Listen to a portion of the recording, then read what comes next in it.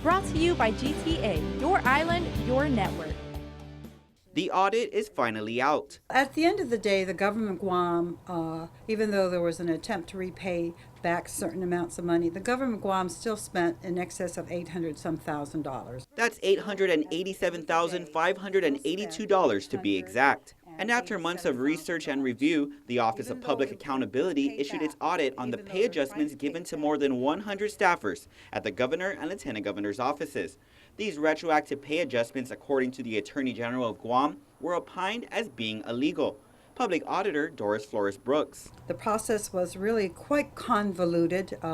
What we saw was that DOA, when they processed the 2015 payback for 68 people, they went through a lot of machinations that heretofore they had never done before. According to the audit, back in December 2014, retroactive pay adjustments were paid to the tune of over $794,000. Then a year later, as part of a repayment plan, 68 staffers still employed were given a one-time single pay period salary adjustment, totaling over $400,000.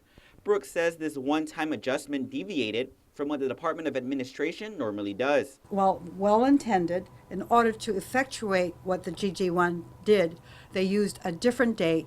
They used 72 hours in one day, and we all know there's no 72 hours in a day, in order to do this, because the AS for 100 is an antiquated system. It just can't say pay a lump sum of X.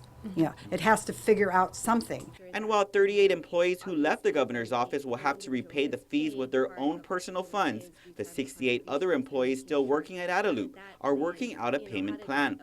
Auditor in charge Rodolyn Gerardo says while it will begin in July, some have already started. Some of them have actually already signed promissory notes. So in our report, we say about 30 of them have already signed promissory notes and have already started that process beginning in May. And so that's already a process that's happening right now with some employees in which their payroll is actually being deducted a certain amount every pay period. The OPA issued 3 recommendations, including having DOA reconcile with the Government of Guam Retirement Fund on how these pay adjustments and the repayment may impact retirement annuities. They also asked the DOA to establish and implement control measures to prevent errors in processing pay adjustments. Reporting for Guam's News Network, I'm Ken Quintaniza. Brought to you by GTA, your island, your network.